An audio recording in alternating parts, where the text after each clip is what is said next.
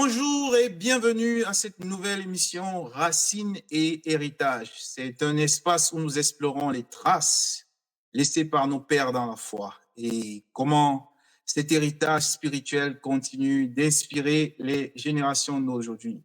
Alors, notre slogan, c'est apprendre des anciens sentiers, imiter et transmettre. Apprendre des anciens sentiers, imiter et transmettre. La parole de Dieu dit dans Job 8 au verset 8, interroge les générations passées, sois attentif à l'expérience de leur père.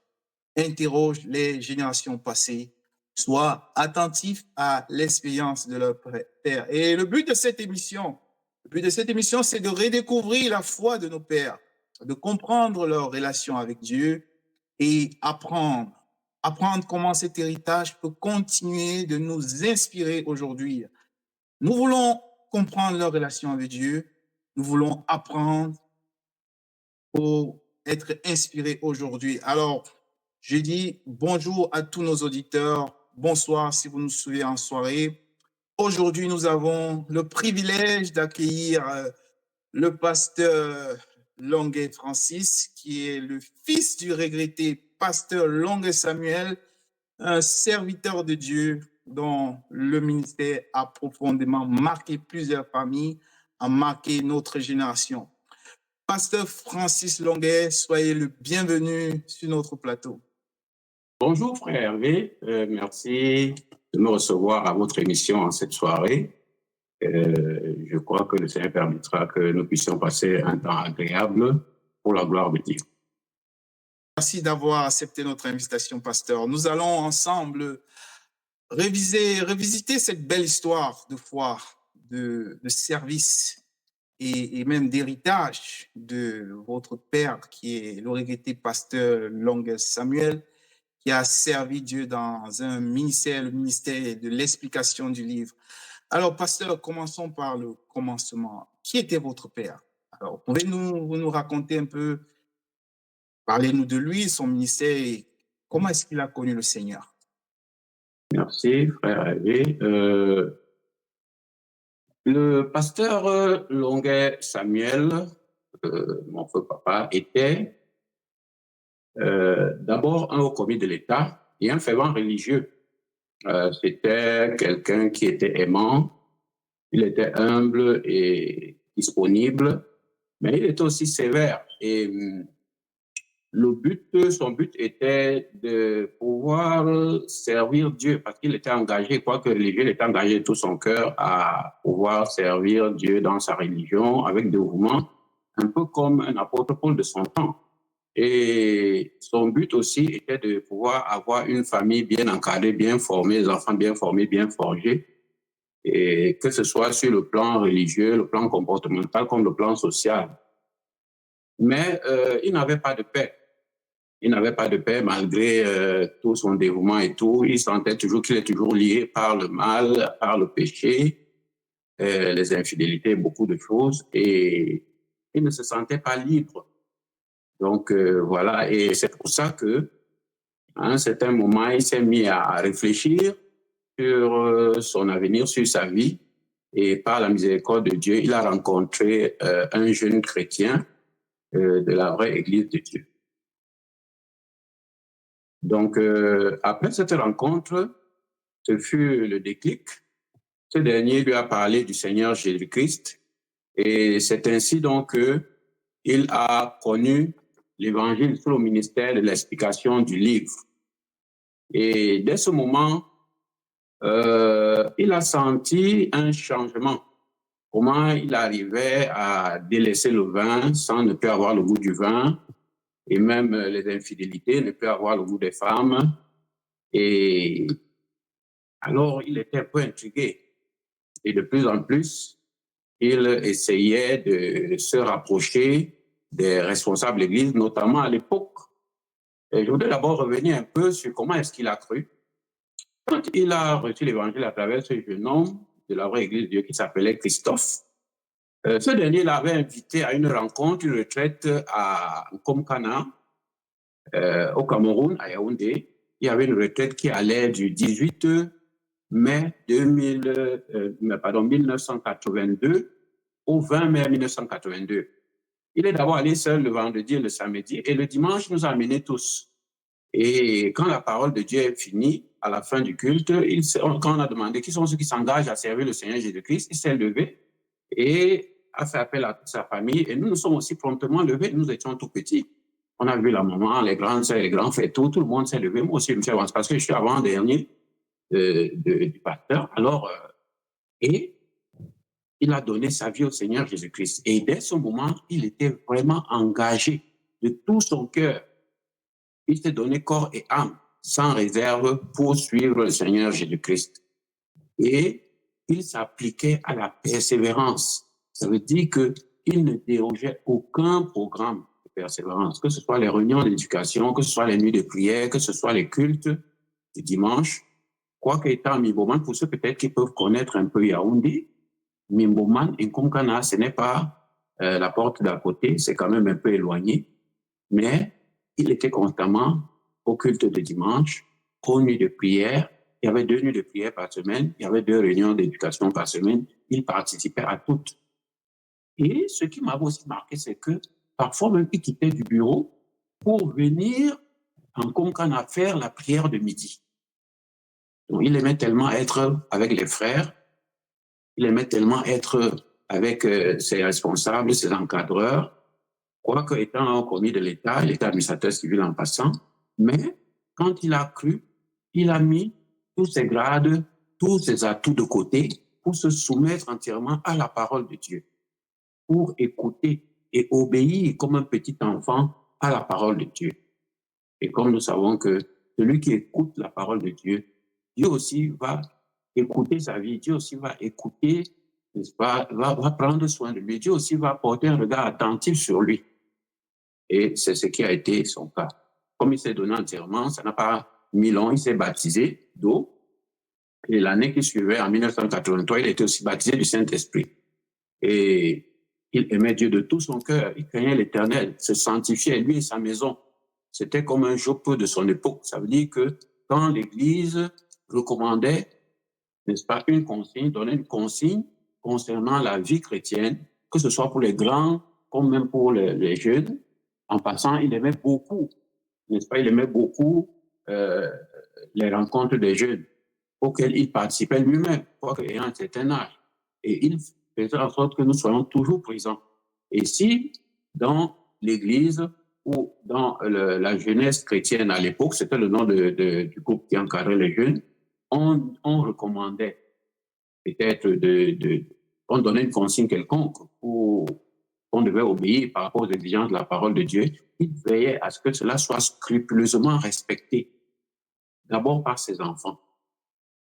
Oui, pasteur, à quel moment est-ce qu'il a reçu l'appel de servir Dieu, de s'engager au service de Dieu? Je peux dire que mon papa était un serviteur de Dieu, même n'étant pas encore dans la maison de Dieu. Pourquoi je le dis? Parce que, même étant religieux, je vous dis, il était toujours un peu comme le bras droit de son responsable religieux. Même quand certains responsables de la religion devaient venir, c'est lui qui organisait tout. Il était dans le comité paroissial, il était vraiment comme un bras droit, il organisait tout. Et c'est avec la même ferveur qu'il a cru, comme je vous l'ai dit, en 1982, il a cru, il s'est fait baptiser, mais c'est en 1983 qu'il a reçu le Saint-Esprit. Et il était sous l'encadrement à l'époque du pasteur Nguyen Pierre. À l'époque, à Yaoundé, il n'y avait qu'une seule assemblée, l'assemblée de Nkomkana. Et il était vraiment fervent, il était persévérant.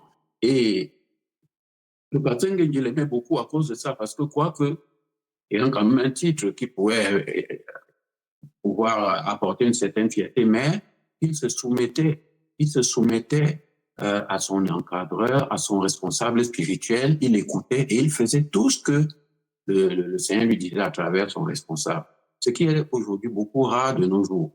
Donc, c'était quelqu'un vraiment qui s'était donné à Dieu sans réserve, de tout son cœur. Il était vrai devant Dieu et devant les hommes. Et c'est ainsi qu'il était vraiment zélé. Après un moment, l'homme de Dieu aussi est venu à Yaoundé Et il le faisait, c'est-à-dire en le faisant, il le faisait avec toute sa famille, parce que à chaque fois, il venait comme ça aux réunions du pied avec toute sa famille. Hein. Bon, peut-être sauf parfois les jours de classe où parfois il partait avec la maman à l'église, à la nuit de prière. Mais pour les réunions d'éducation, pour les cultes, nous étions toujours ensemble, toute la famille. Parfois, même certaines nuits de prière, surtout le vendredi, comme il savait qu'il n'y a pas de classe samedi, nous étions avec lui. Au point où, vous voyez, à cause de cette expérience, il rentrait la nuit de prière le 6 avril 1984. Une fois qu'ils sont rentrés, dès qu'ils se sont couchés, c'est là où les premiers coups de feu ont commencé. Ils sortaient la nuit de prière de Nkoumkana.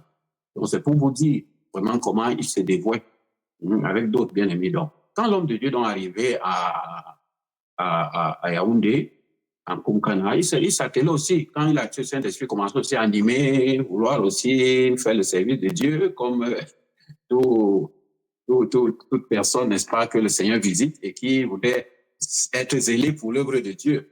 Pouvez-vous nous rappeler l'âge qu'il avait à ce moment? Pardon? Pouvez-vous nous rappeler l'âge qu'il avait à ce moment pour se lever comme un jeune pour animer dans toute l'église? Je pense que papa devait être dans la quarantaine, si je me trompe. Il devait être dans la quarantaine. Wow. Oui, il devait commencer la quarantaine, si je me trompe, oui. Il devait commencer la quarantaine, si je me trompe, oui. Hein? Dans les 39-40, quelque chose de ça, oui. C'est ça, donc après, c'était comme ça. Donc, la fin de la disons quarantaine, tu peux dire la quarantaine, ouais. C'est ça. Oui, je pense que c'est ça, quarantaine. Donc, c'était un peu à peu près ça. Et l'homme de Dieu a vu comment il est vraiment zélé, comment il entraîne toute sa famille. Et l'homme de Dieu aussi a vu que c'était un peu pénible, que chaque fois il quitte de Mimboman, les nuits de prière, le culte et tout, avec toute la famille, tenant toute la famille. À l'époque même, les bus n'étaient pas encore, le transport en commun n'était pas répandu comme aujourd'hui. Et ce qui fait que il était obligé parfois de traîner toute la famille. Je me rappelle, on marchait à pied, parfois le Mimboman jusqu'à l'avenue Germaine. Pour ceux qui peuvent connaître un peu Yaoundé, et c'est à partir de là qu'on prenait le bus pour aller en Nkoumkana. Même chose au retour. Et il payait chaque fois, c'était comme ça. Et certainement l'homme de Dieu, vous savez, c'était un père, hein, l'homme de Dieu, l'apôtre Nestor Touquet, le responsable général de l'œuvre. Il a dit que c'est mieux au pasteur Nguyen, c'est mieux qu'il y ait une cellule chez lui à Mimboman. Et c'était aussi la même chose avec feu papa Nicodème. Lui, il était du côté de Ligdois à l'époque.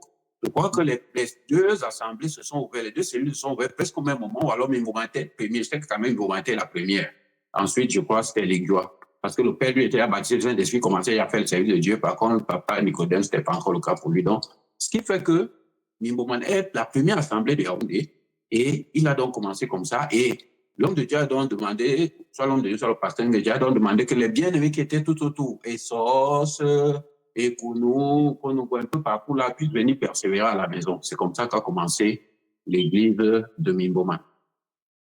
Puis par la suite, les bien-aimés aussi, quand ils ont commencé à être nombreux du côté de Kounou, on a créé Kounou. Ensuite, les Nkondongo, les Koningui et tout ça. Puis, par la suite, il y a eu beaucoup d'assemblées qui sont arrivées.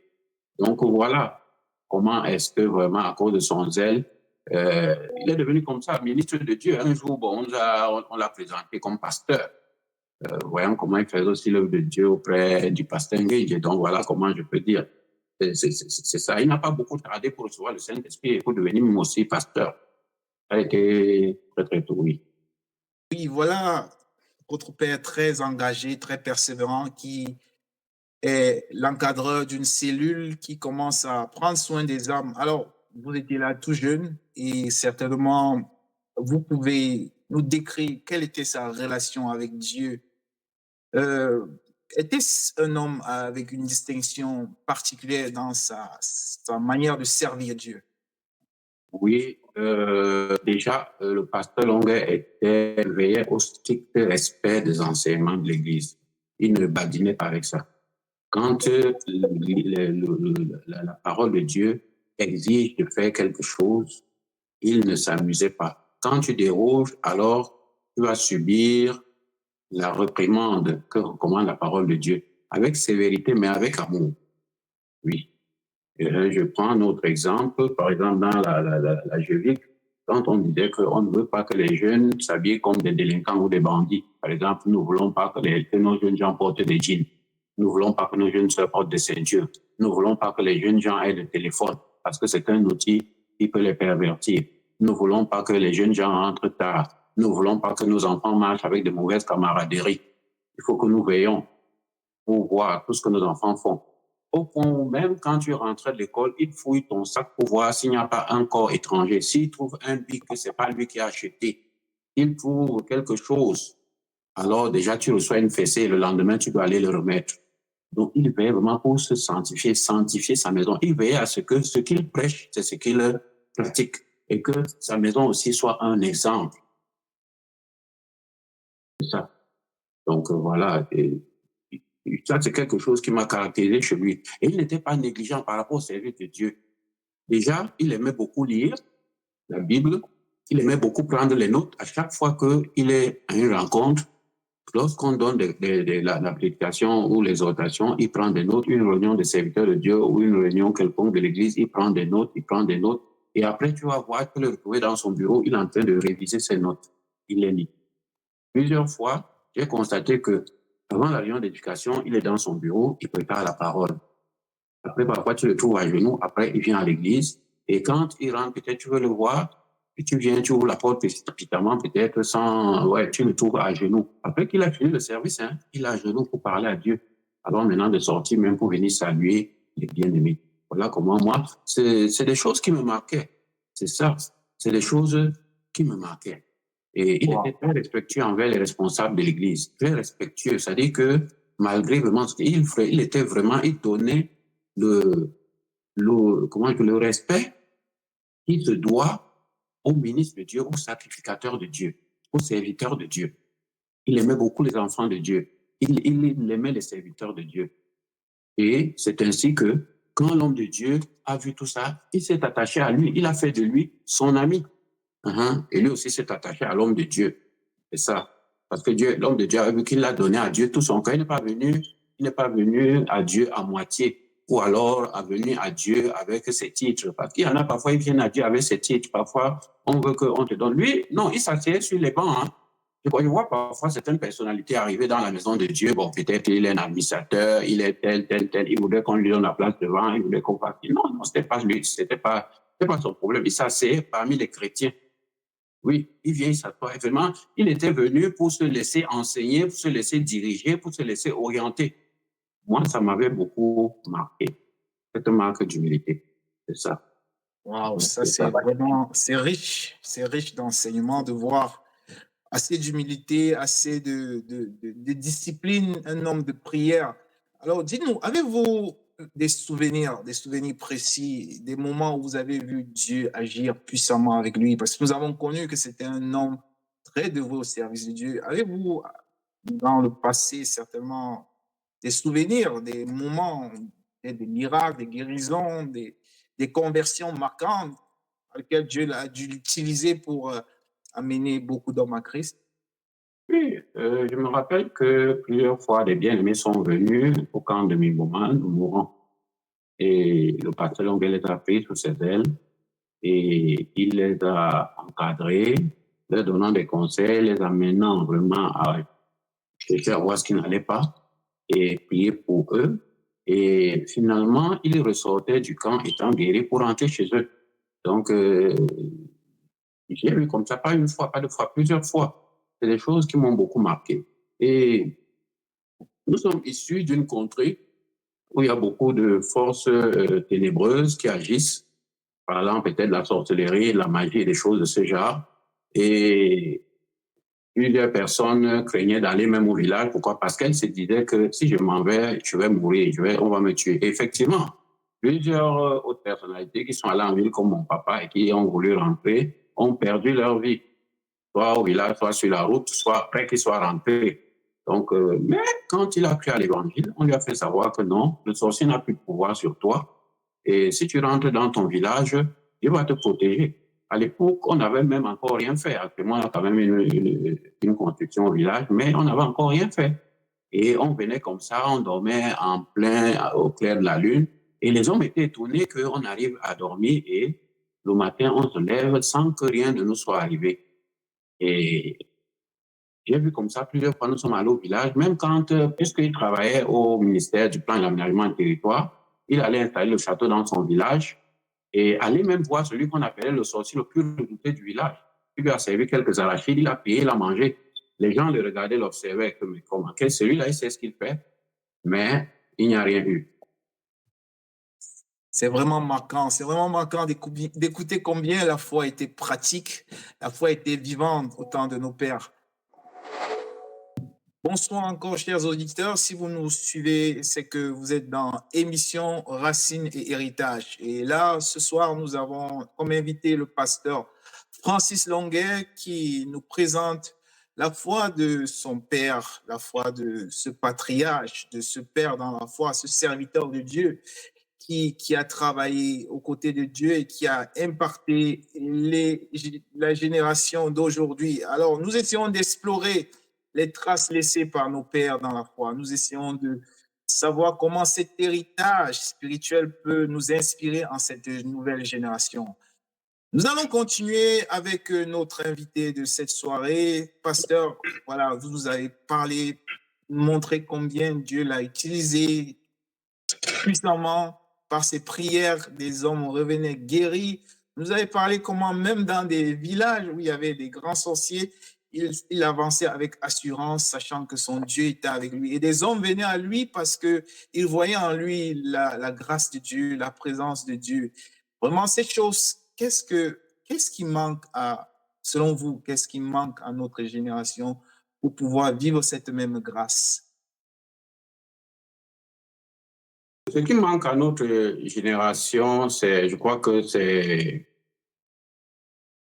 l'application. C'est-à-dire notre génération ne s'applique pas à se donner entièrement à Dieu. Notre génération est un peu partagée entre la foi et le monde. Ça veut dire que nos parents croyaient de tout leur cœur et se consacraient à Dieu. Par contre, aujourd'hui, la jeunesse ou beaucoup de personnes aujourd'hui viennent à Dieu parfois parce qu'on est un peu malade, parce que peut-être on est pauvre, parce que peut-être on a une situation humaine quelconque pour laquelle on aimerait que Dieu nous apporte la solution.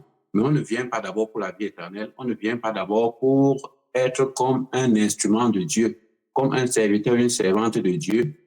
Et sachant que quand un serviteur de Dieu, une servante de Dieu le sert, Dieu prendra soin de lui pour tous les autres besoins.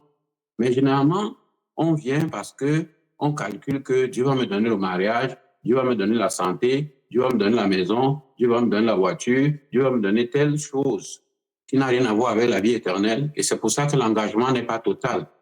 Et quand l'engagement ne donne pas total, on peut aussi voir la présence de Dieu totalement dans la vie de quelqu'un. On peut avoir aussi la manifestation de Dieu totalement dans la vie de quelqu'un.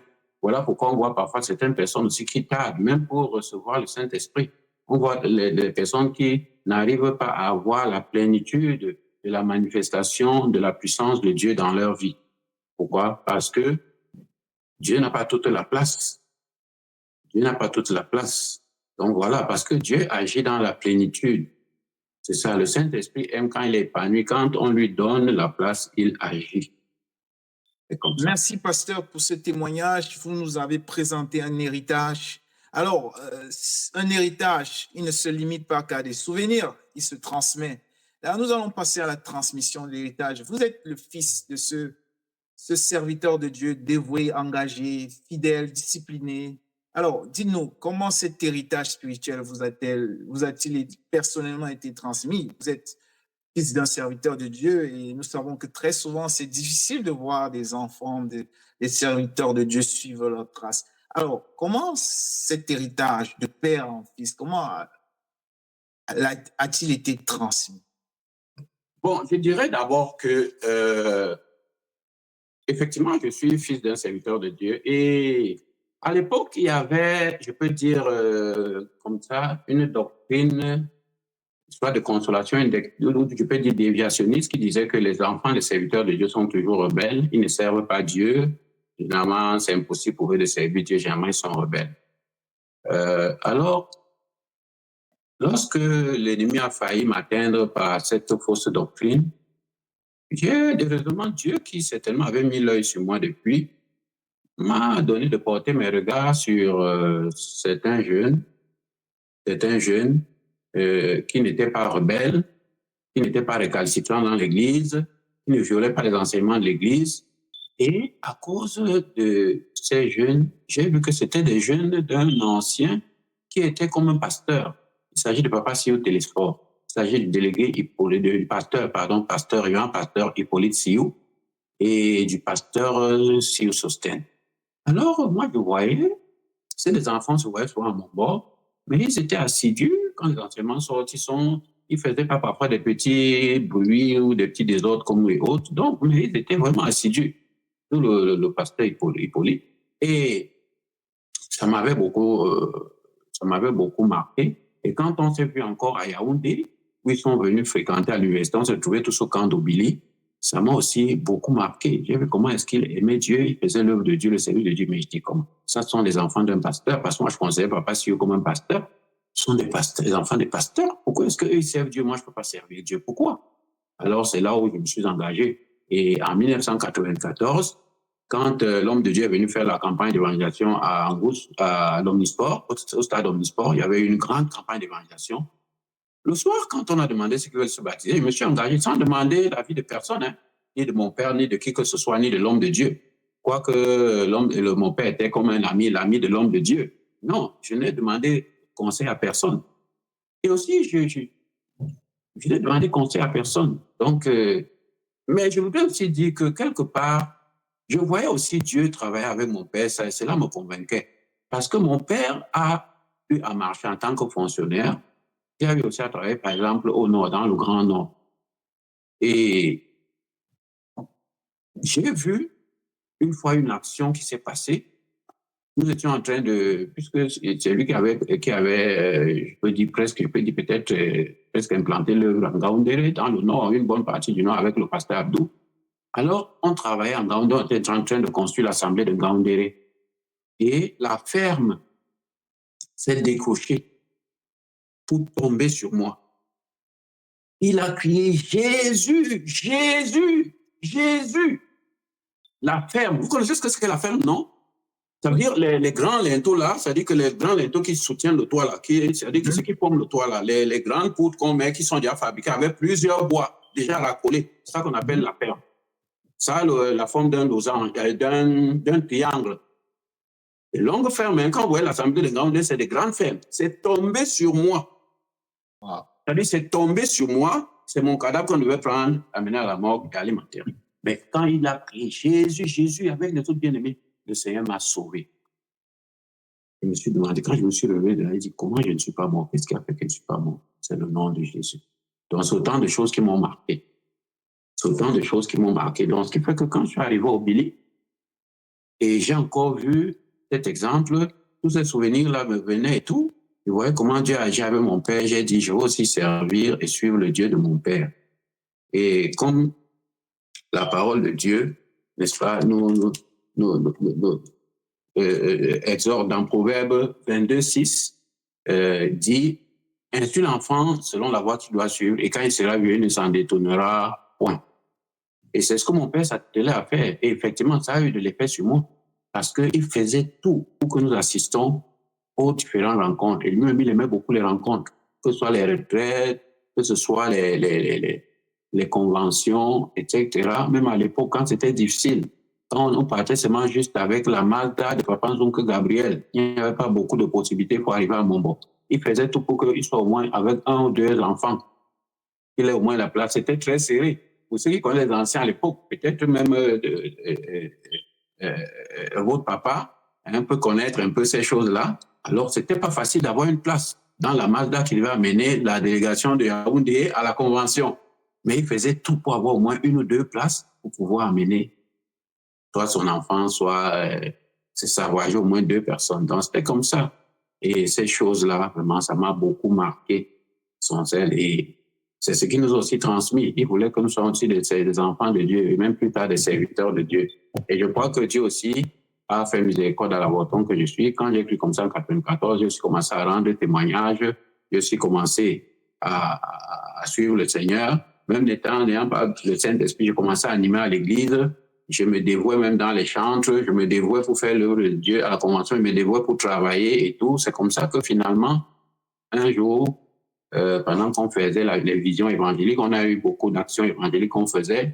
Vision évangélique 1, vision évangélique 2, je crois que c'est à la troisième, que le serviteur de Dieu m'a dit qu'il faut que tu ailles chercher le Saint-Esprit. Donc, je suis allé et je me suis concentré devant Dieu. Et finalement, quand le Seigneur m'a visité, j'ai aussi commencé à faire le service de Dieu. Et par la suite, l'homme de Dieu, qui était aussi un ami du Père, a vu comment je me dévouais. Il a aussi commencé à me donner des responsabilités. Et finalement, il a même demandé à certains responsables, y compris au Père, que donnez aussi les responsabilités à vos enfants, même aux assemblées, donnez-leur, confiez-leur, vous voyez aussi comment ils font. C'est comme ça aussi que je me suis aussi engouffré dans le service de Dieu, commencé à cadrer la Jevique, commencé à encadrer même l'assemblée de Bimboman, jusqu'à devenir pasteur, au vu de ce que Dieu aussi avait vu. Parce que moi, quand je me suis engagé en 1994, c'était plus pour suivre mon père, parce que quand moi je suis venu en 82, je suivais mon père. Mais en 94, quand j'ai cru là, c'était maintenant pour avoir aussi ma propre relation personnelle avec Dieu. Et dès lors, qu'est-ce qui m'a montré que j'ai cru? J'ai commencé à voir les camarades se séparer, partir. J'ai commencé à voir les camarades de classe, les camarades de quartier prendre leur distance. C'est là où j'ai su qu'effectivement, j'ai cru. Ouais. C'est très encourageant de voir comment votre père a su transmettre cet héritage, ces valeurs, cette discipline spirituelle. Et aujourd'hui, vous êtes le prolongement d'un ministère qui a certainement béni de milliers de vies. Alors, parlons plus en plus de vous maintenant, vous qui êtes le prolongement du travail. Vous savez que c'est pas aussi facile de voir de nos jours des serviteurs de Dieu qui savent transmettre ce qu'ils ont reçu à leurs enfants. Aujourd'hui, vous êtes pasteur, vous êtes installé au Canada et vous continuez le service de Dieu. Alors, dites-nous, après, vous nous avez bien expliqué, vous avez suivi les pas de votre père et vous avez décidé aussi de vous engager comme serviteur de Dieu. Est-ce qu'il est facile en tant que fils d'un serviteur de Dieu de servir? Quels sont les défis que cela représente? Est-ce que vous voyez est-ce que vous, quand vous vous regardez, vous êtes convaincu que vous marchez dans les traces de votre père? Est-ce que son travail n'est pas un challenge vis-à-vis de votre ministère, de votre travail aujourd'hui? Oui, effectivement, frère Révé, ce n'est pas une gageure, hein. Euh, Relever quelqu'un de la trame du pasteur Longuet, moi je crois que déjà c'était quelqu'un qui aimait les hommes et le fait qu'il était proche du peuple, les gens l'aimaient beaucoup. Et les gens, pourquoi? Parce qu'il était un homme qui aimait Dieu, il aimait les frères et il s'appliquait vraiment à vouloir faire ce que Dieu veut et à suivre l'homme de Dieu. Parce que nous connaissons que c'est l'homme de Dieu qui a reçu l'appel. Vraiment, peut-être certains lui en voulaient, disant que bon, il suit bêtement l'homme de Dieu, mais lui, il disait que homme de Dieu, je suis avec toi. Même si on me qualifie comment, moi, je suis avec toi. Et c'est quelqu'un vraiment qui avait un certain nombre de qualités en ce qui concerne l'intégrité, la droiture, la justice. Au point où quand tu viens peut-être pour parler mal d'un enfant de Dieu, puisque lui, il aimait les enfants de Dieu, non, il n'aimait pas ça.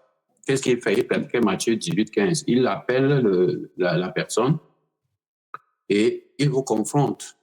Il dit que voici ce que tu as dit concernant tel, et peux-tu répéter ce que tu as dit ce que tu es venu me dire le concernant? C'est ça.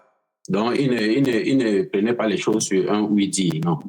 Et moi, c'est quelque chose qui m'a marqué. Et comme la parole de Dieu aussi nous dit dans Hébreux chapitre 13, verset 7, que ayez les regards sur les anciens, n'est-ce pas, qui vous ont conduit, les conducteurs. Et, il dit, je peux lire même, il dit, Souvenez-vous de vos conducteurs. Souvenez-vous de vos conducteurs, Hébreux 13, verset 7, souvenez-vous de vos conducteurs qui vous ont annoncé la parole de Dieu, considérez quelle a été la fin de leur vie et surtout, imitez leur foi. Alléluia. Amen. C'est ça. Imitez leur foi. Donc, ce qui fait donc que, en faisant cela, en imitant la foi de mon père, j'ai décidé de pouvoir m'engager à honorer sa mémoire en faisant aussi le service de Dieu de manière fidèle. Que ce soit au Cameroun où je le remplaçais, à Mimboman, et même dans le secteur finalement, parce que j'ai aussi été presque comme responsable du secteur de Miboa, parce que Miboa avait plusieurs assemblées. Et même quand je suis arrivé au Canada, j'ai décidé de marcher continuellement sur ces traces caractérisées par la crainte de Dieu, la fidélité à Dieu, la rigueur dans l'obéissance à la parole de Dieu, le respect, la soumission aux enseignements de l'Église, sans tolérance du mal. Donc, c'est ça. Et c'est dans cette lancée que je continue à travailler ici au Canada, où je suis arrivé. J'ai aussi trouvé les bien-aimés, par exemple le pasteur Constant et les frères. Et nous avons continué à travailler ensemble. Et nous voyons que le Seigneur aussi, le Seigneur aussi nous assiste par sa miséricorde. Oui, pasteur, une dernière question. Vous êtes le prolongement d'un ministère, vous êtes la transmission, vous avez reçu de votre père un serviteur de Dieu qui travaillait avec Dieu et présentement vous êtes au Canada et vous dites que vous continuez dans les traces de votre père. Ma question, est-ce que d'après vous, étant au Canada, dans un pays autre, différent de celui où votre père a servi, est-ce que vous pensez que la même discipline spirituelle, ces anciens sentiers dont vos pères, nos pères, votre père a marché, a travaillé avec Dieu, cela est encore possible avec vous au Canada, avec cette jeunesse et cette nouvelle génération, et particulièrement dans ce pays où vous êtes, vous pensez qu'effectivement la nouvelle génération peut suivre ces traces, peut marcher dans ces mêmes sentiers et vivre cette même grâce, ces mêmes miracles. Vous qui êtes au Canada, que pouvez-vous nous dire à ce sujet? Oui, frère Hervé, merci pour cette question. Ce que je peux dire, c'est que ici au Canada, nous avons en face de nous beaucoup de défis parce que nous sommes dans une société, comment je peux dire, une société assez particulière. C'est la société occidentale. Et vous savez qu'aujourd'hui, l'Occident de plus en plus rejette Dieu. Ce n'est pas facile. Mais nous nous efforçons à garder le mystère de la foi dans une conscience pure. Nous nous efforçons de demeurer dans ce que nous avons connu dès le commencement. Mais parfois, à cause du fait que déjà nous sommes des immigrants et qu'il y a parfois ce qu'on appelle l'insertion sociale, l'insertion dans la vie canadienne, parfois nous n'arrivons pas à pouvoir accomplir, par exemple, je prends un exemple ici, le programme de persévérance de la même manière qu'autrefois au pays. Ça veut dire qu'ici, nous avons peut-être une réunion d'éducation, une nuit de prière et le culte de dimanche. Pourquoi? Parce que ce n'est pas toujours évident de pouvoir corroborer, coordonner toute la masse des bien-aimés du Canada. On essaie même de se répartir en différents pôles. Donc, au niveau de la persévérance, c'est un peu ça. Mais au niveau de la doctrine, nous nous efforçons de demeurer dans ce que nous avons connu dès le commencement. C'est vrai, il y a des résistances, il y a parfois où l'ennemi voudrait amener des déviations, qu'on puisse être un peu tolérant, on puisse devenir un peu compréhensif, mais nous nous efforçons de demeurer sur ce que nous avons connu dès le commencement. C'est ainsi que quand nous sommes arrivés, on a organisé la jeunesse vivante pour Christ, on a organisé le service de Dieu pour pouvoir nous regrouper, prier ensemble les serviteurs de Dieu, encadrer nos jeunes, n'est-ce pas, pour leur faire connaître les enseignements de l'Église. Nous-mêmes aussi travailler pour être des modèles et nous travaillons aussi pour que la puissance de Dieu aussi se manifeste sur nous, dans notre vie. De même que nous avons cette puissance sur nos parents et même nous. Moi, je me rappelle, une fois, étant déjà engagé, quand je suis allé aussi étudier à Douala, parce que là, j'avais déjà que j'étais un serviteur de Dieu, je suis arrivé une fois de l'école, je suis allé rendre visite à une tante et à ma grand-mère qui est à Douala, et j'ai trouvé ma tante malade, mourante. Elle se tortillait, elle se tordait, je ne sais pas où on l'avait empoisonnée, je ne sais quoi, je ne sais pas, moi je ne sais pas. Mais ma grand-mère m'a dit, Francis, je sais que tu es serviteur de Dieu. Je sais qu'on connaissais le père, que le père était serviteur. Francis, ça ne va pas, ta tante est en train de mourir, c'est ma tante. Donc c'est là-bas que mon père avait grandi. Ta tante est en train de mourir. Bien aimé, je ne vous mens pas, c'était la première fois que j'ai invoqué le nom du Seigneur comme ça sur quelqu'un que je trouve malade subitement. J'ai invoqué, j'ai dit au nom de Jésus, j'ai chassé le démon. Et instantanément, celle-ci a retrouvé la guérison. Instantanément. La grand-mère est venue se jeter à mes pieds, se mettre à genoux. J'ai dit, non, non, non, non, grand-mère, lève-toi, c'est pas moi, c'est Dieu. Lève-toi. On est resté là. Elle n'a plus de mal. Elle dit merci. J'ai dit, c'est Dieu, rendons grâce à Dieu. Donc voilà autant de choses. Et tout ça m'a convaincu que, effectivement, c'est tellement le Dieu que je sers, c'est le vrai Dieu. Et c'est ainsi que je sers aussi Dieu à Douala. Après, bon, je suis rentré sur Yaoundé et après un temps, je suis devenu ministre de Dieu. Continuons aussi à prier comme ça sur les malades. Une fois même, on a amené son enfant comme ça à Minboman, qui était mourante. J'ai invoqué le Seigneur, avec le bien, on a invoqué Dieu, le Seigneur était guéri. Je peux compter plusieurs choses comme ça. Nous sommes allés rendre visite à une sœur qui n'était pas venue à la réunion d'éducation. L'enfant était mourant. Nous sommes arrivés, on a pris le bébé, invoqué Dieu, parce que le bébé était mourant, invoqué Dieu, et l'enfant a été guéri instantanément. Donc, c'est autant de choses. Ça veut dire que nous avons constaté que, comme nous avons suivi les enseignements que nos parents nous ont donnés, Dieu aussi marche avec nous. C'est ça. Nous avons constaté que Dieu aussi marche avec nous. Pourquoi? Parce que nous sommes donnés, n'est-ce pas, à accomplir, à marcher selon ce que selon ce que nous avons reçu d'eux. Et c'est ainsi que nous voyons aussi Dieu qui nous assiste, même ici, que ce soit sur les enfants, quand ils tombent malades, nous prions, nous invoquons Dieu. Moi-même, j'ai été malade. J'ai failli mourir ici peut-être au moins 2 ou 3 fois. J'ai appelé l'homme de Dieu et il a invoqué Dieu et j'ai été guéri. Même chose sur d'autres bien-aimés. Pasteur, l'enfant, ça ne va pas. Soit je m'en vais sur place, je prends l'enfant, on prie et l'enfant est guéri. Soit c'est à distance qu'on prie sur l'enfant et l'enfant est guéri. Ou le bien-aimé, on parle à Dieu et il est relevé. Donc, c'est autant de choses qui nous montrent que nous avons reçu la transmission de cette puissance de Dieu. Et notre désir aujourd'hui, c'est que nos enfants aussi, qui grandissent ici au Canada, puissent aussi connaître cette puissance de Dieu. Que ce ne soit pas seulement des racontages, qu'on leur raconte que bon, il y avait eu telle situation comme je vous raconte là, mais qu'ils voient aussi peut-être la manifestation de la puissance de Dieu. Bon, c'est vrai, parfois dans nos maisons, parfois ils sont malades. On leur dit non, c'est Dieu qui nous guérit. On prie et ils sont guéris. Bon, mais nous voulons aussi qu'ils arrivent dans des rencontres, ils voient des personnes enlever des lunettes, des paralytiques qui marchent, des personnes des miracles de Dieu de manière claire, de manière incontestable. Donc, effectivement, pasteur, il faut que cet héritage soit effectif, qu'elle soit pratique, qu'elle soit vivante au milieu de nous. Nous allons faire une petite pause avant de reprendre dans un instant.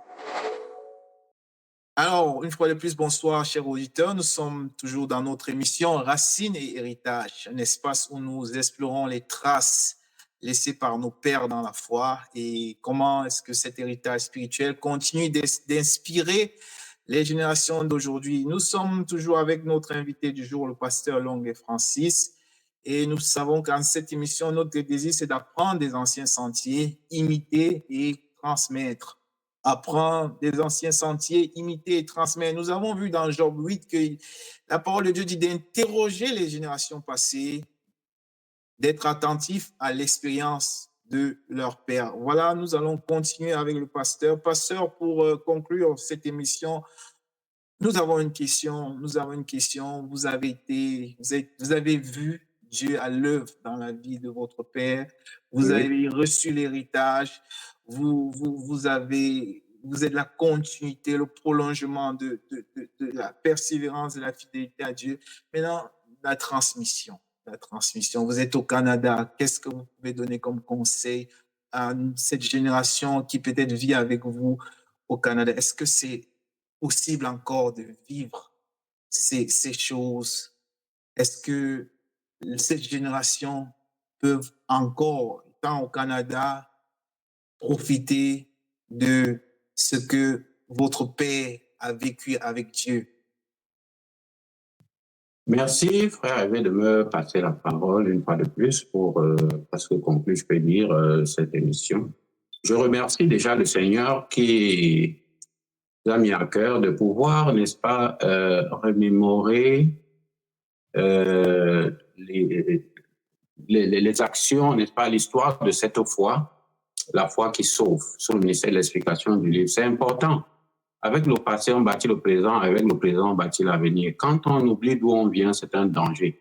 Quand on oublie son passé, c'est un danger. Quand on oublie son histoire, c'est un drame. Donc moi, je pense que Jérémie 6, 16 nous dit, « Ainsi parle l'Éternel. Placez-vous sur les chemins, regardez et demandez quels sont les anciens sentiers. Quelle est la bonne voie? Marchez-y et vous trouverez le repos de vos âmes. » Voilà ce que je peux dire à la génération d'aujourd'hui. Il ne faut jamais oublier le passé. C'est avec le passé qu'on construit le présent. Il ne faut jamais oublier ce qui s'est passé avec nos pères, ce qui se passe avec les parents pour les jeunes gens, et sachant que si les grands-parents ont marché avec Dieu et nos pères sont en train de marcher avec Dieu, nous aussi nous pourrons marcher avec Dieu. Il suffit simplement d'être fidèle. Qu'est-ce qui fait la réussite des grandes entreprises? C'est lorsqu'on reste dans la politique, lorsqu'on reste dans les prescriptions, n'est-ce pas, du fondateur, de celui qui a initié la chose. Et lorsqu'on reste dans sa pensée, dans sa vision, automatiquement l'entreprise va perdurer. La foi est comme une entreprise. C'est important que nous demeurons dans les choses que nous avons connues dès le commencement. Quoi qu'étant en Occident, ne cherchons pas à nous conformer au siècle présent. Si le Seigneur ne permet pas qu'on puisse convoiter, si le Seigneur ne permet pas qu'on puisse insulter, ne commençons pas à tolérer la convoitise ou l'insulte dans la foi, dans la maison de Dieu.